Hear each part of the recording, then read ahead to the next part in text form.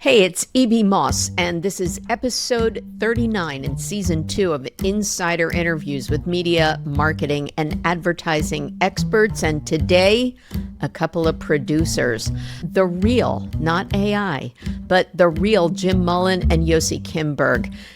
Between the two of them, they have more cred than any other producers out there. We're talking Seinfeld to, well, where I worked with Jim, Food Network, Discovery, Super Bowl halftime show. These guys are the real deal, and we're going to talk about how soon AI will make things that look real, maybe not be real. Does that make sense? I don't know. Anyway, I love these guys, and I'll tell you that Jim is one of those triple threat people. He's a director, producer, writer, editor. I really want to thank him for upping my game with Insider Interviews. He's improved the look of it out of the goodness of his heart. So thank you, Jim Mullen of Mullen Media.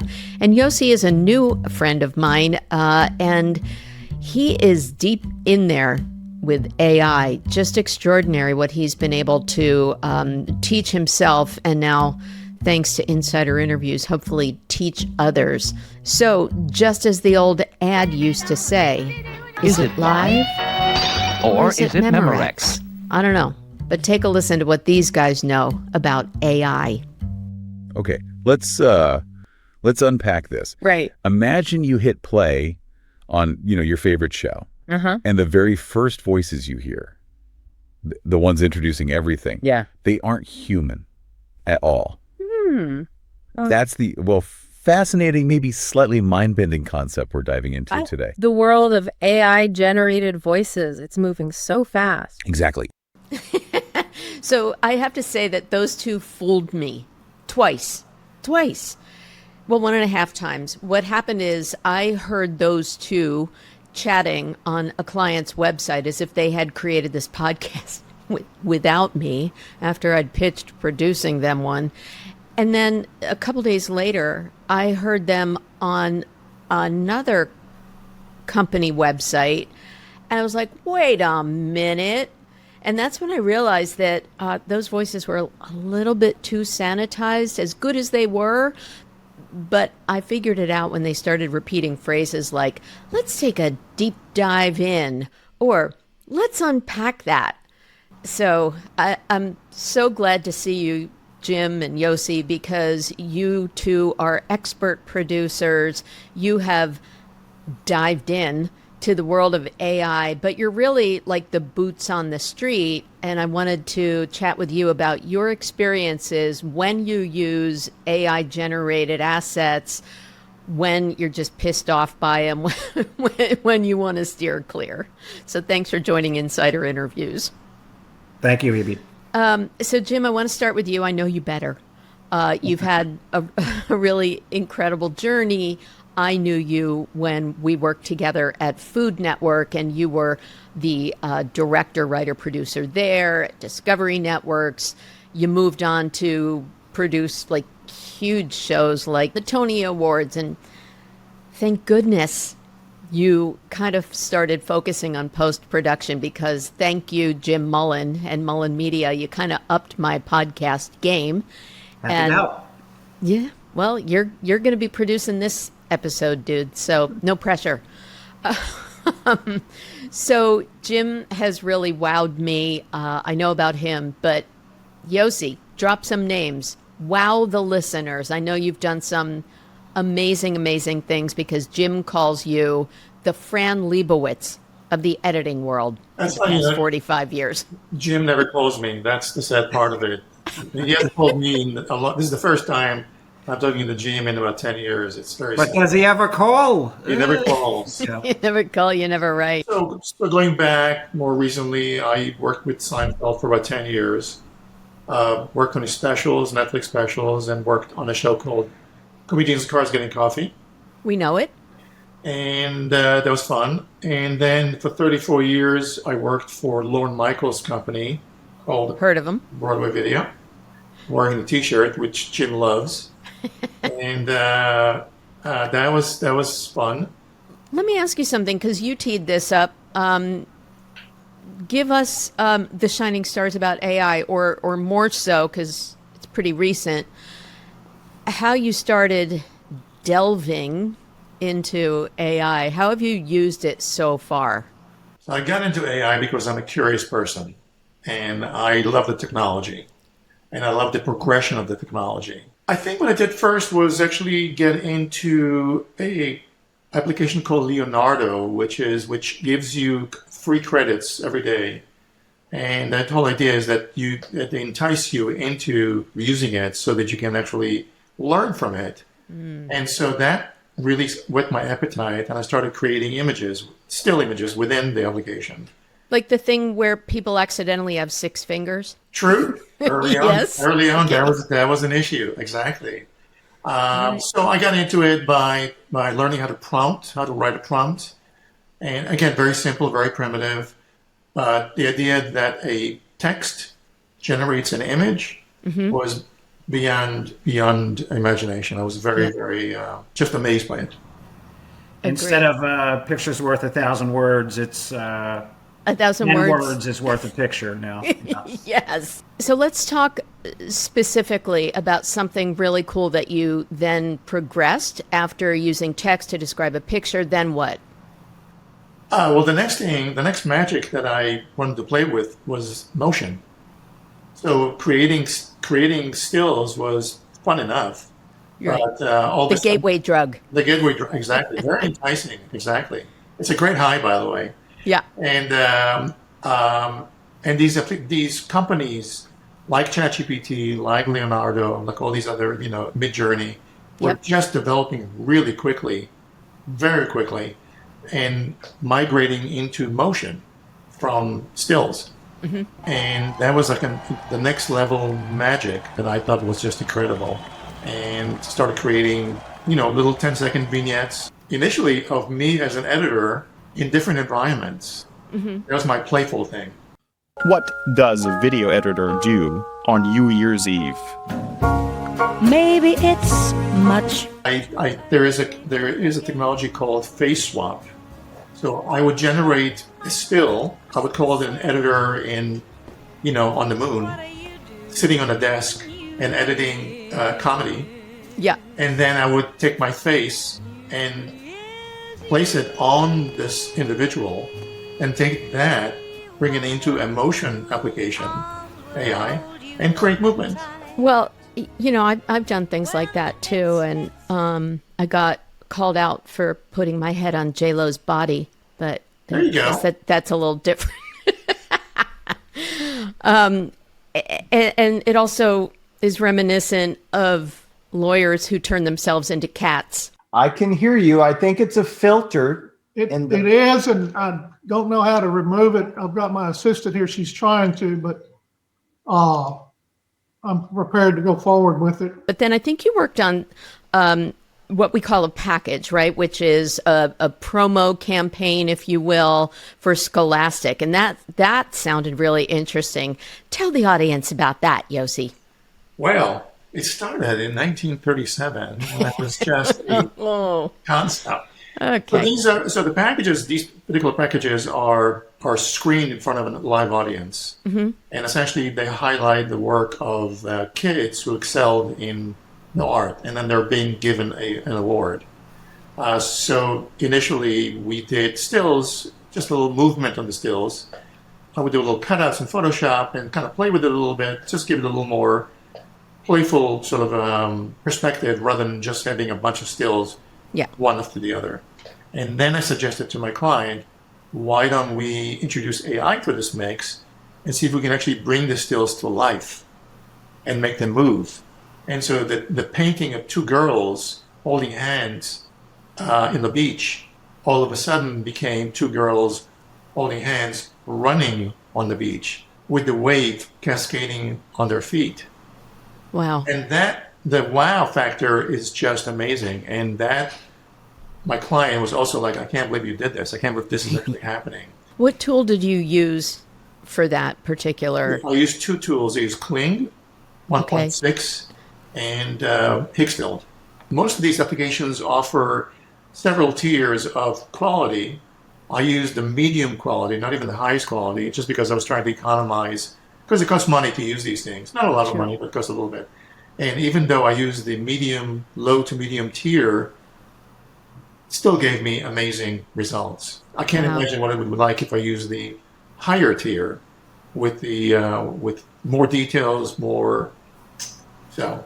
Yeah. Agree. Yeah. I referenced the little faux conversation that kicked off this episode, and I did that in about 2 seconds flat for my first time trying to use Notebook LM to generate that conversation. And there are other tools like Wondercraft and many out there that will allow you to do much more specific voices. And you cloned yourself in videos. I can clone my voice, and when I have a cold, use that for my podcast. But this is very real right now.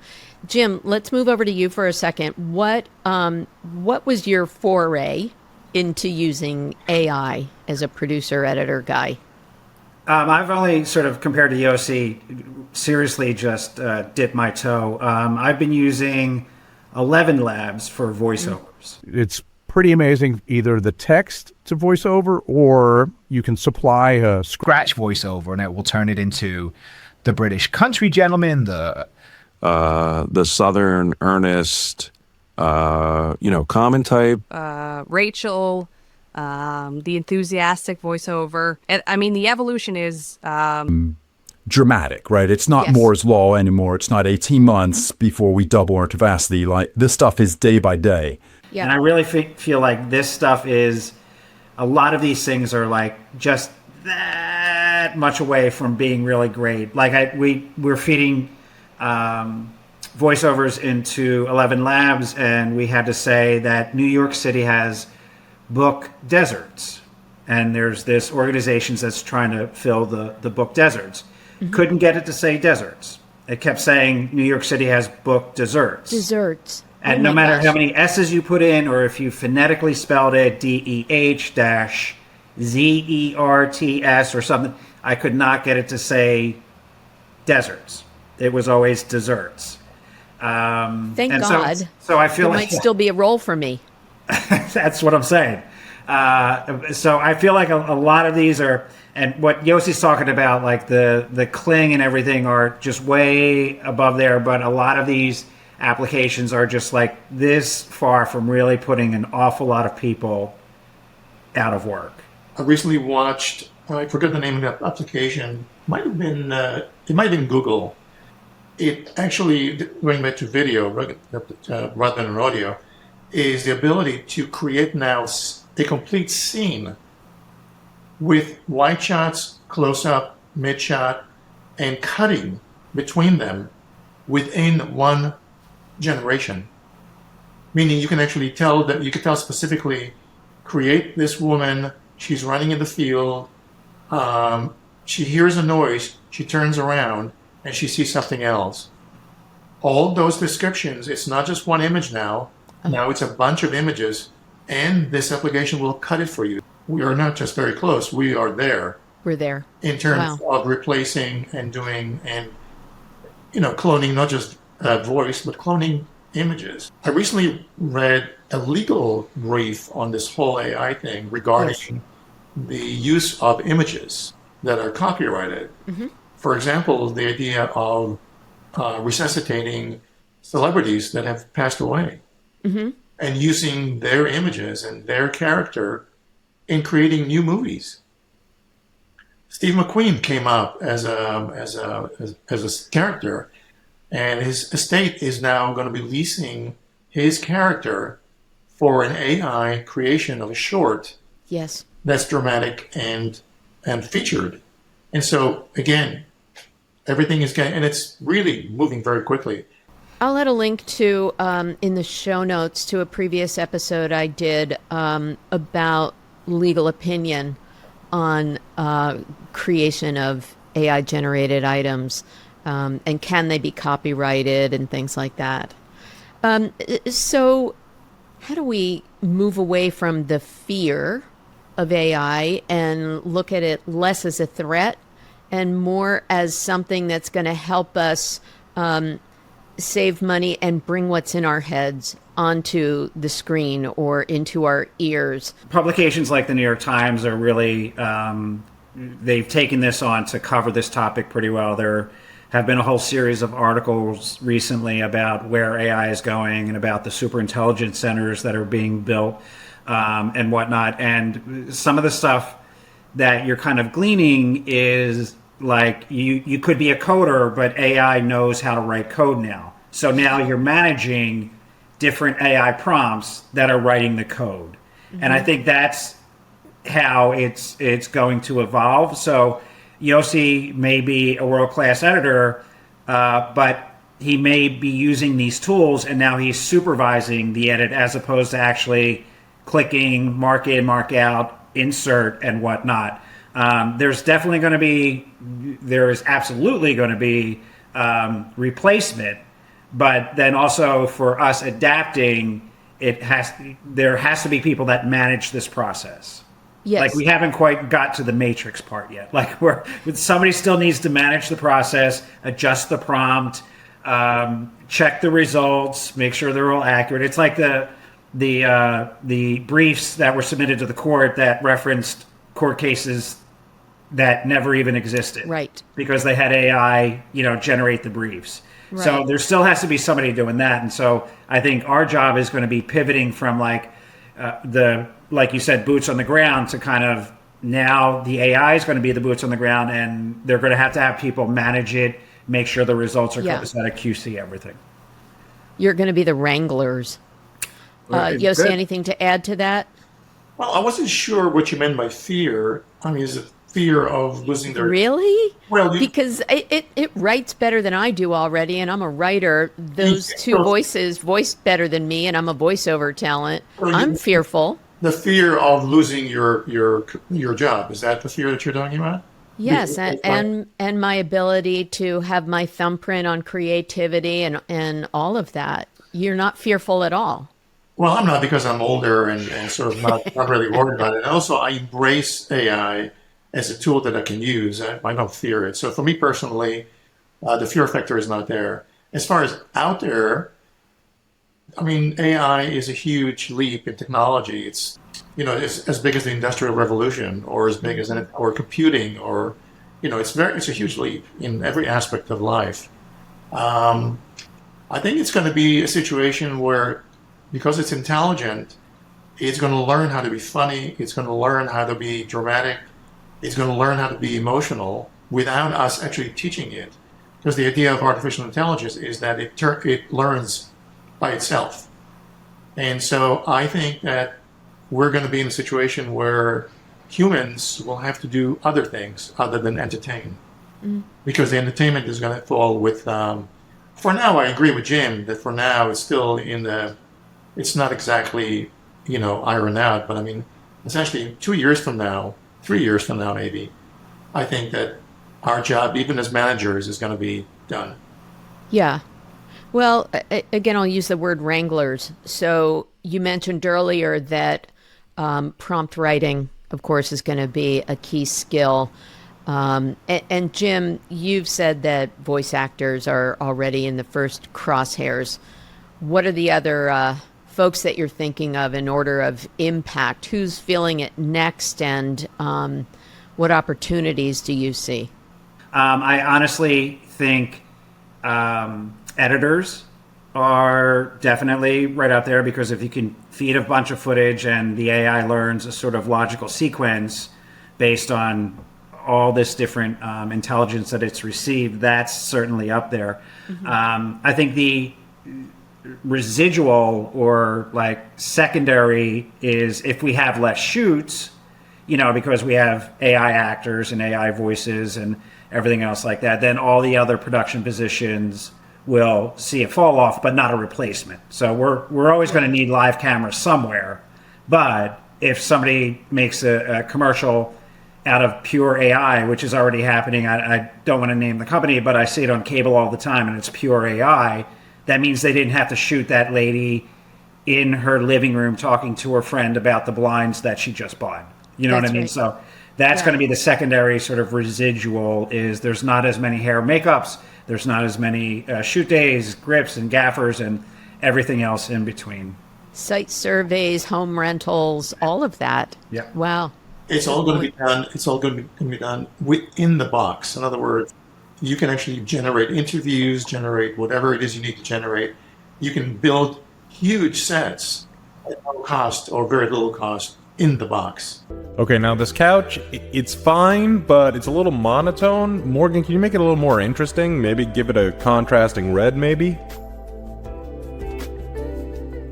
Perfect. All the stuff that we're talking about, the lighting and all that is going to be supplemented within the applications. Morgan, could you go ahead and turn down the kitchen light in the background? Now we created more mood. That's great. But it is in the infancy of its journey.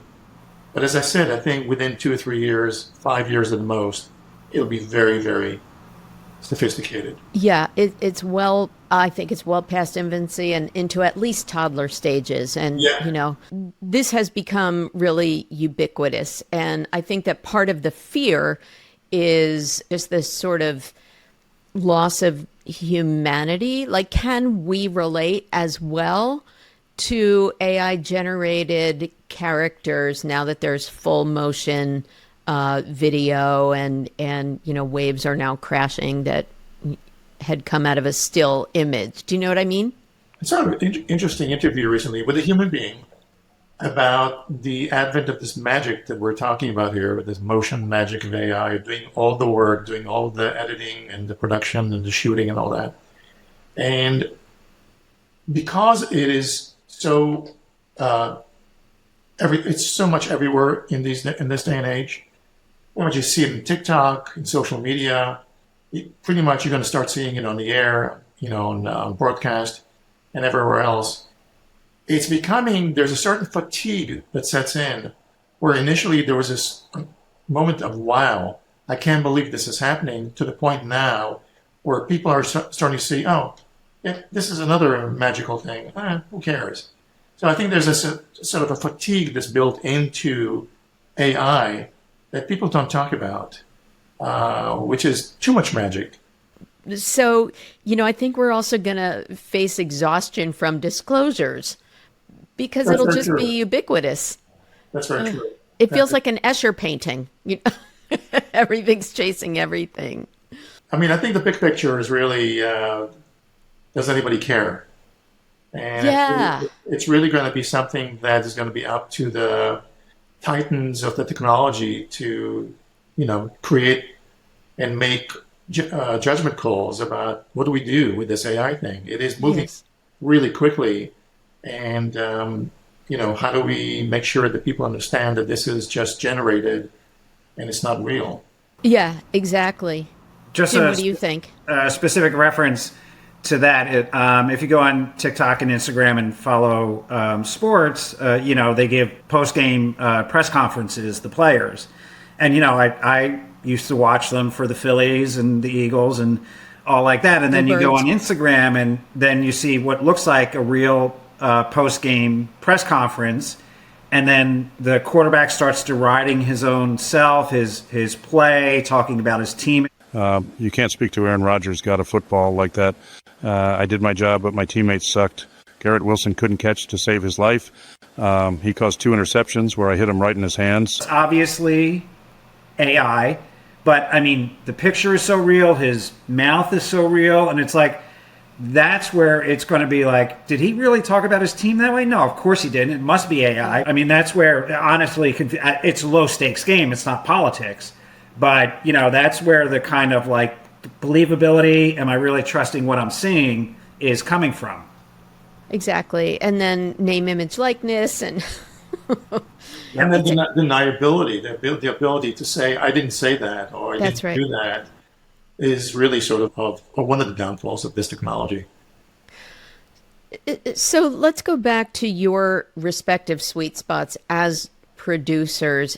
How do you maintain authenticity in storytelling when you're using synthetic voices? How do you balance that veracity so that it doesn't look like a talking head, or just maintain the humanity?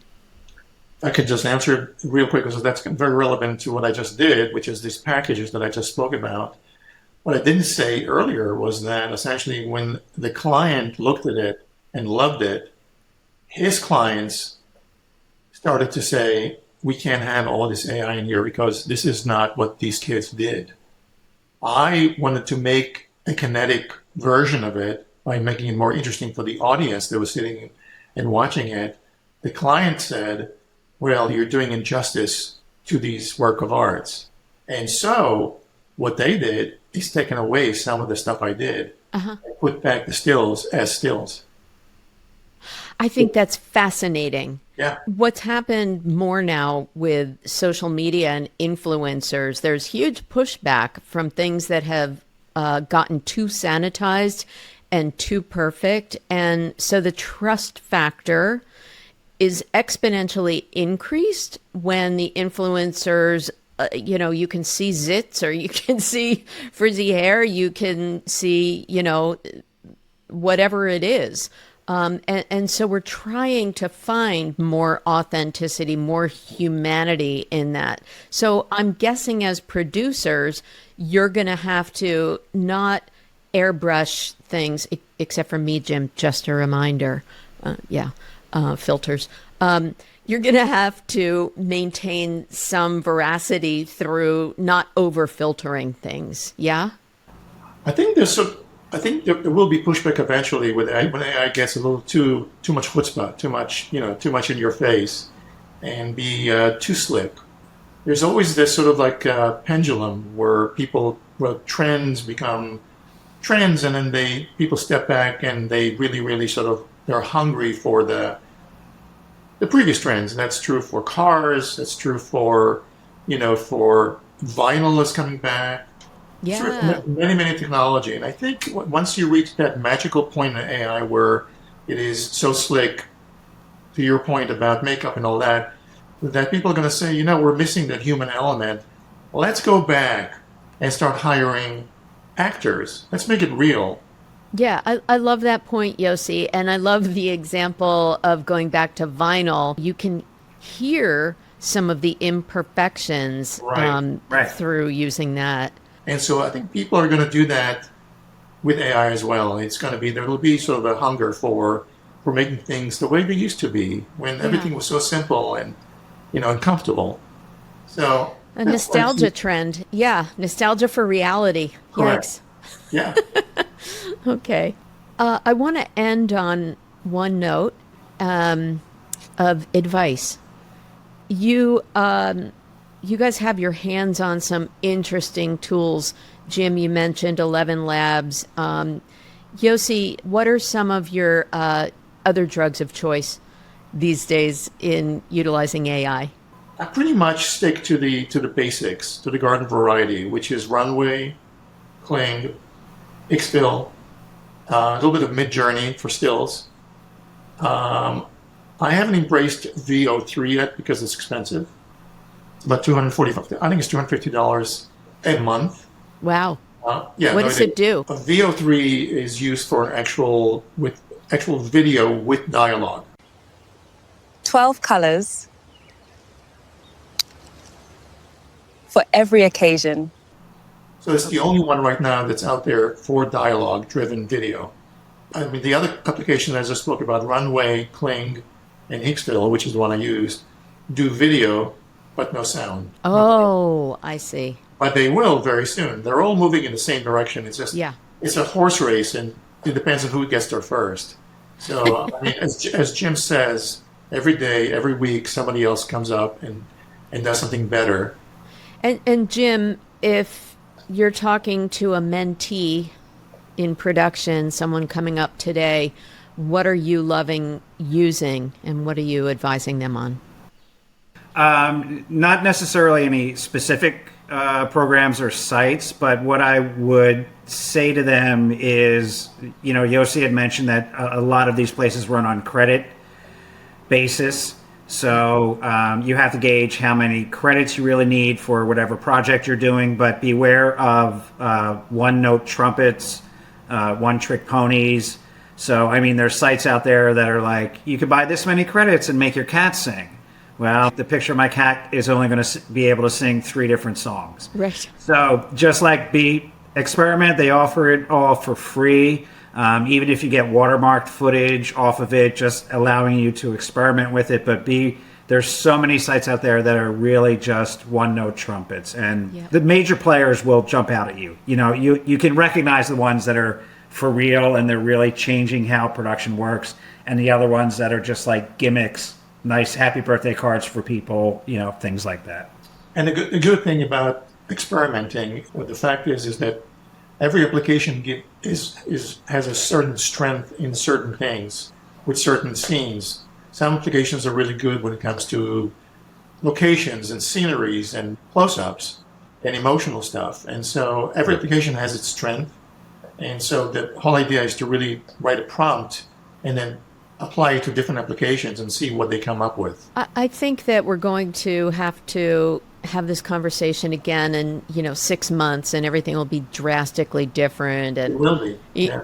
It's incredible. Yeah. But for now, I really want to thank you both for giving us a little bit of insights in terms of what it's like behind the scenes, making the magic, and all of the different tools at your disposal, and how you have to wrap your head around all of this as producers with huge pedigrees. You guys, thank you very much for joining on Insider Interviews. Thank you. Thanks, Evie. Well, I hope you got some good insider scoop from this episode of Insider Interviews with me, E.B. Moss. If you enjoyed this content, please feel free to buy me a coffee at buymeacoffee.com/mossappeal. And I hope you'll follow Insider Interviews on social media and let me know if you have a question or a suggestion for a next stellar guest in media, marketing, and advertising. Speaking of stellar, my theme music was composed and performed by the incomparable Grammy-winning John Clayton. If I can help you with your company's podcast, please find me at mossappeal.com. Thanks again for listening.